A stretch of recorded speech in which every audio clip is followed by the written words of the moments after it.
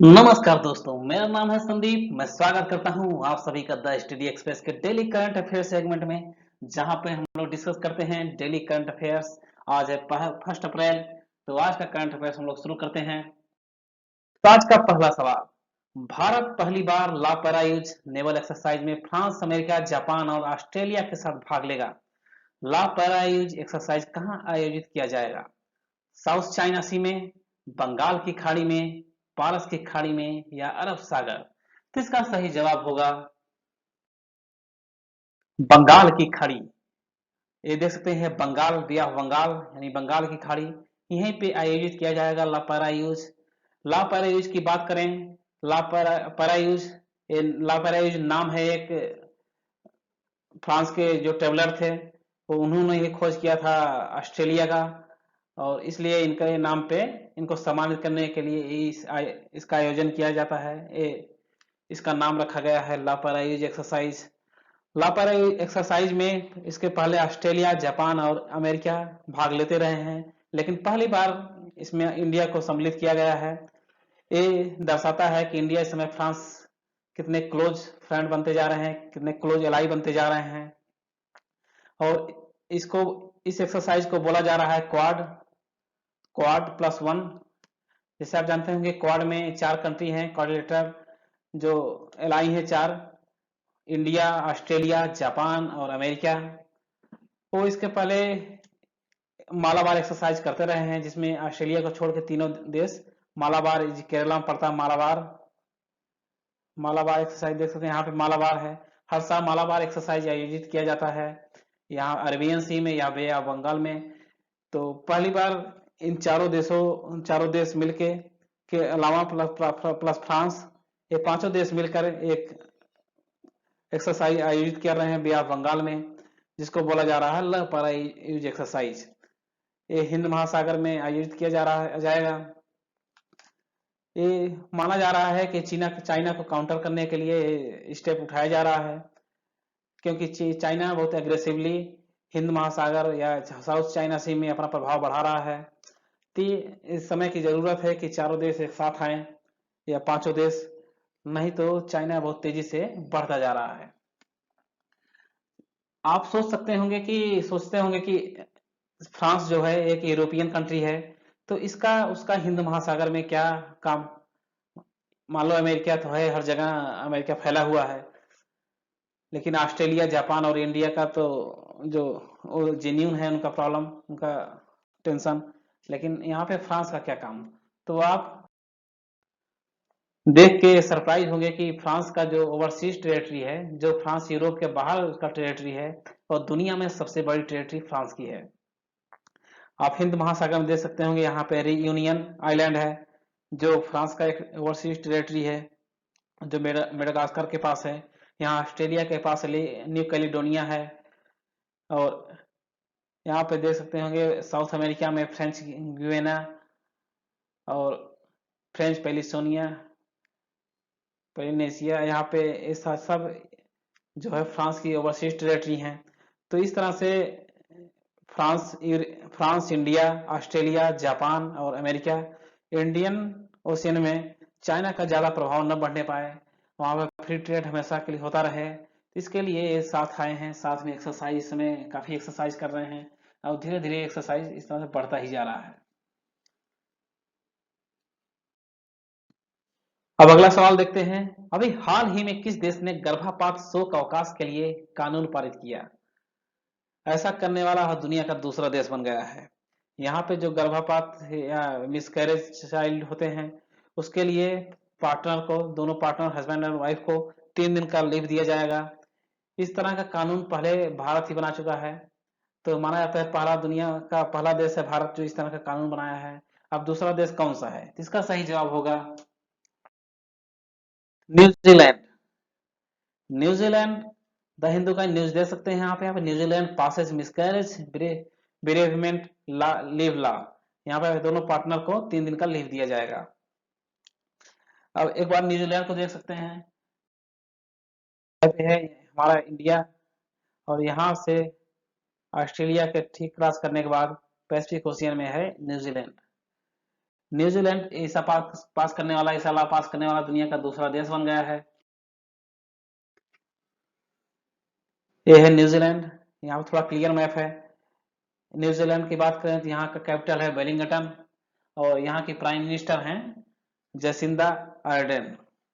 Jacinda Arden यहाँ की prime minister है और यहाँ का कैपिटल वेलिंगटन है और यहाँ की करेंसी है न्यूजीलैंड डॉलर। हाल ही में सेज कनाल में एक मालवाहक जहाज फंस गया था। ये देख सकते हैं, ये जहाज का नाम था एवर गिवेन इस जहाज का नाम है और इस जहाज को संचालित करने वाली कंपनी का नाम है एवरग्रीन। तो इसमें कंफ्यूज मत होइएगा, ये पूछा जा सकता है कि इस जहाज का क्या नाम था, एवर गिवेन, और इसको संचालित करने वाली कंपनी एवरग्रीन। यहाँ ये जहाज यहाँ पे फंस गया था तो इसकी वजह से काफी ट्रैफिक लग गया था, जिसकी वजह से पूरे दुनिया का 10-15 लाख करोड़ का नुकसान हो चुका है।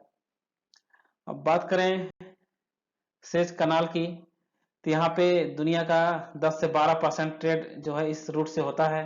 तो ये दुनिया का सबसे व्यस्ततम रूट में से एक है। तो इसका सही जवाब होगा इजिप्ट। ये अफ्रीका का मैप है, ये देख सकते हैं इजिप्ट है और यहाँ पे है सेज कनाल जो मेडिटेरियन सी को रेड सी से जोड़ता है, ये है रेड सी। और यहाँ पे सेज कनाल, यहाँ पे पोर्ट सईद है, पोर्ट सईद के थ्रू ही बिजनेस होता है। हर आने जाने वाले जहाज पे टैरिफ लगाता है इजिप्ट और उसके थ्रू काफी पैसा बनाता है।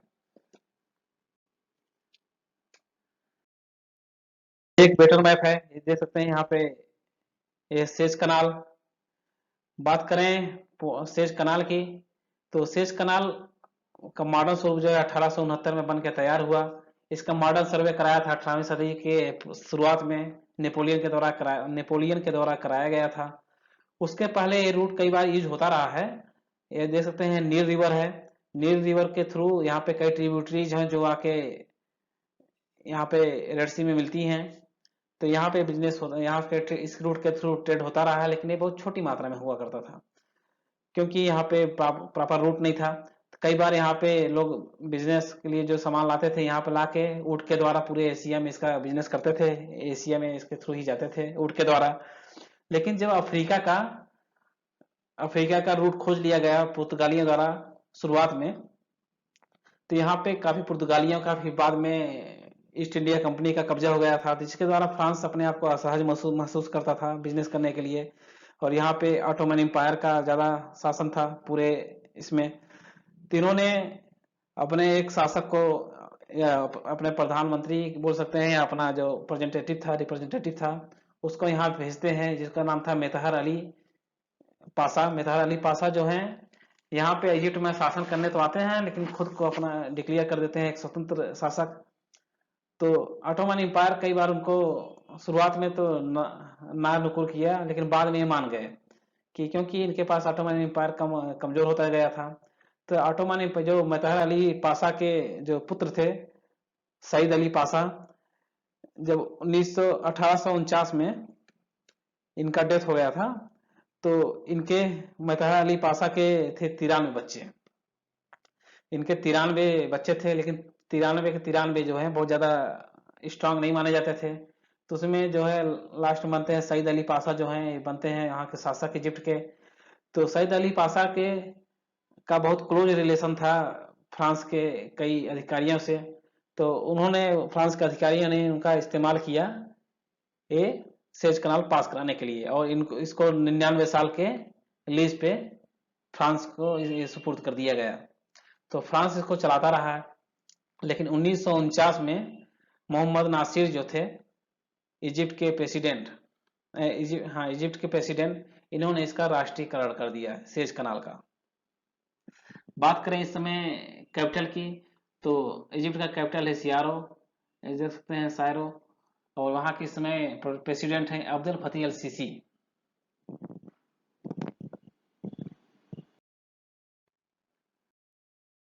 हार्ट ऑफ कॉन्फ्रेंस जो है इस्तांबुल प्रोसेस के द्वारा अस्तित्व में आया था। ये 2011 में इस्तांबुल में ये हार्ट ऑफ कॉन्फ्रेंस का पहला आयोजन किया गया था। तो इसलिए इसको बोला जाता है इस्तांबुल प्रोसेस। इसमें एक प्रोसेस के द्वारा इसका आयोजन किया गया था, जहाँ पे हार्ट ऑफ एशिया जिसको बोला जाता है, यानी अफगानिस्तान। अफगानिस्तान में पीस कैसे लाया जा सकता है, इसलिए हर साल इस यहाँ पे आयोजन किया जाता है इस कॉन्फ्रेंस का। तो इस बार का कॉन्फ्रेंस आयोजन किया जा रहा है तजाकिस्तान में। बात करें तजाकिस्तान की, तो इसका कैपिटल है दुशांबे। यहाँ की करेंसी है तजाकिस्तानी सोमानी, और यहाँ के प्रेसिडेंट इस समय हैं इमोमाली रहमान। देख सकते हैं तजाकिस्तान है जो भारत के ठीक उत्तर में, अफगानिस्तान का छोटा सा बॉर्डर छोड़ दें तो तजाकिस्तान यहाँ पे आए है। राजस्थान दिवस कब मनाया जाता है? राजस्थान दिवस 30 मार्च को मनाया जाता है। 30 मार्च 1949 को देश का आजादी के 2 साल बाद इसका गठन किया गया था। देख सकते हैं 30, इसके पहले 21 रियासत, जो राजपूताना रियासत थी, ये राजपूताना रियासत थी जो अपने आप को ब्रिटिश से स्वतंत्र मानते थे। पूर्णतः स्वतंत्र ना सही, लेकिन इनका अपना ऑटोनॉमस इनका यहाँ पे दबदबा था। और एक सिर्फ अजमेर को छोड़ दें, यानी आमेर को, तो यहाँ पे ब्रिटिश इंडिया का दखल था। उसके बाद सारे 21 राजपूताना जो टेरिटरी थी वो स्वतंत्र थी। तिन्हीं को 30 मार्च 1949 को मिला के राजस्थान का गठन किया गया है। तो इतना आसान भी नहीं था राजस्थान का गठन, इसको बनाने में लग गए थे 8 साल 7 महीने से ज्यादा। बात करें राजस्थान में 2 नेशनल पार्क हैं, रणथंभौर नेशनल पार्क और केवलादेव नेशनल पार्क। केवलादेव यहाँ पे पक्षी अभयारण्य है, जबकि रणथंभौर जो है यहाँ पे टाइगर रिजर्व है। राजस्थान में 3 टाइगर रिजर्व हैं, रणथंभौर टाइगर रिजर्व, नेशनल उद्यान यानी Ranthambore national park, Sariska tiger reserve और मुकुंदरा हिल्स टाइगर। मुकुंदरा ये कोटा में है।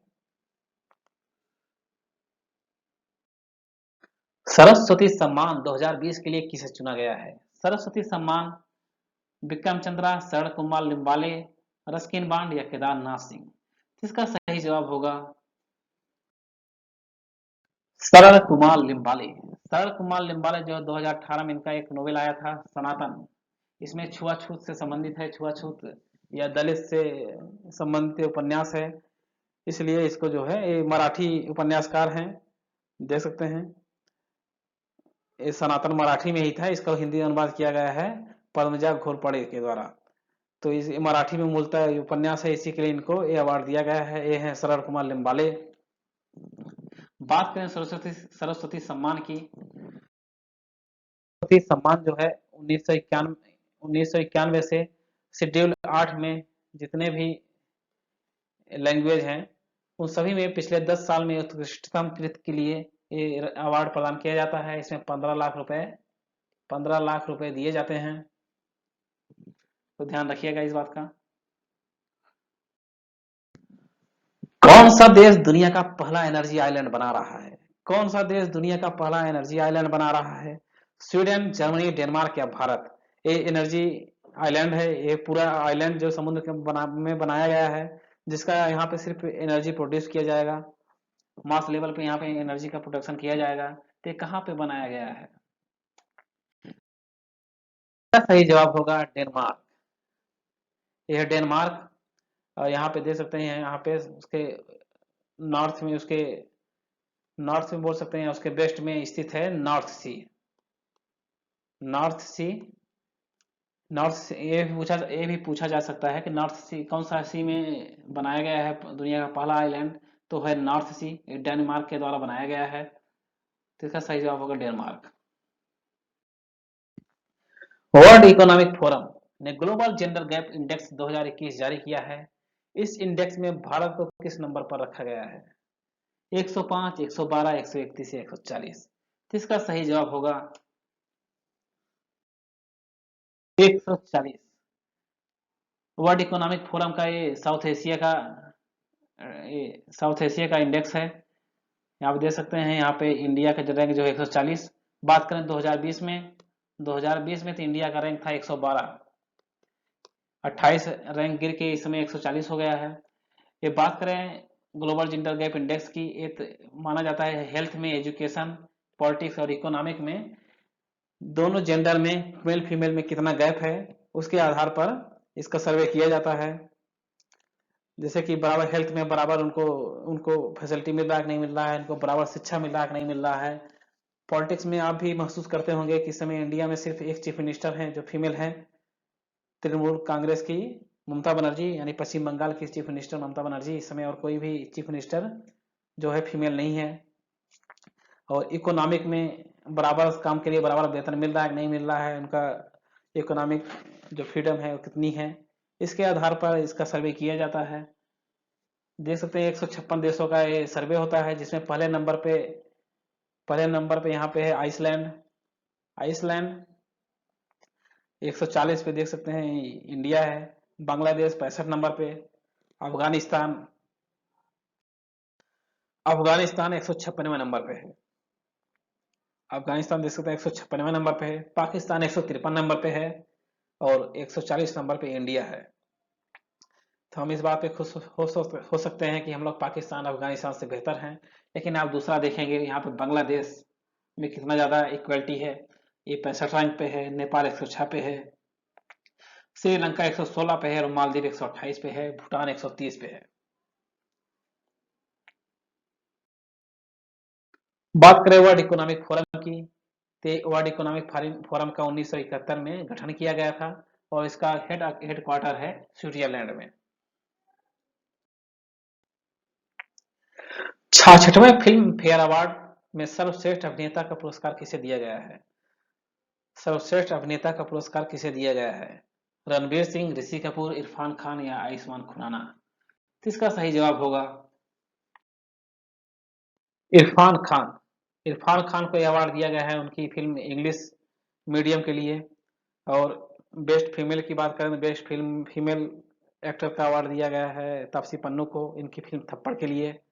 इनका थप्पड़ इनकी फिल्म थी। और बेस्ट फिल्म की बात करें तो बेस्ट फिल्म का अवार्ड भी थप्पड़ को ही दिया गया है। मिताली एक्सप्रेस किन दो देशों के बीच चलाने की घोषणा की गई है? मिताली एक्सप्रेस की किन दो देशों के बीच चलाने की घोषणा की गई है? भारत नेपाल, भारत बांग्लादेश, भारत भूटान या भारत म्यांमार? यहाँ पे बंगाली में लिखा हुआ है तो इसको आंसर आप आसानी से बता सकते हैं। तो इसका सही जवाब होगा भारत बांग्लादेश। भारत बांग्लादेश के बीच में ये जलपाईगुड़ी से ढाका के बीच इसका संचालित किया जाएगा। अभी प्रधानमंत्री बांग्लादेश के 50वें स्वतंत्रता 50वें स्वतंत्रता दिवस पे या फाउंडिंग डे पे वहां बांग्लादेश में गए हुए थे, वहीं पे ये घोषणा की गई है।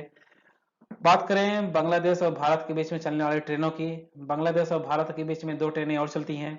एक है मैत्री और दूसरी है बंगाल बंधन।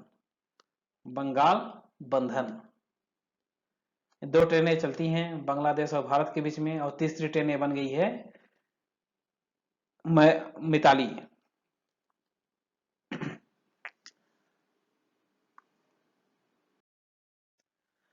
अब अंत में मैं पूछूंगा आपसे एक क्वेश्चन, इसका जवाब बताइएगा कमेंट बॉक्स में। अर्थ आवर डे कब मनाया जाता है? अर्थ आवर डे कब मनाया जाता है? मार्च के महीने में, महीने में मनाया ही जाता है। तो कब मनाया जाता है? मार्च के महीने के अंतिम शनिवार, मार्च महीने के अंतिम रविवार, मार्च महीने के पहले शनिवार या मार्च महीने के पहले रविवार? इसका जवाब बताइएगा आप कमेंट बॉक्स में। तब मिलते हैं अगले वीडियो में, तब तक के लिए धन्यवाद। Have a nice day.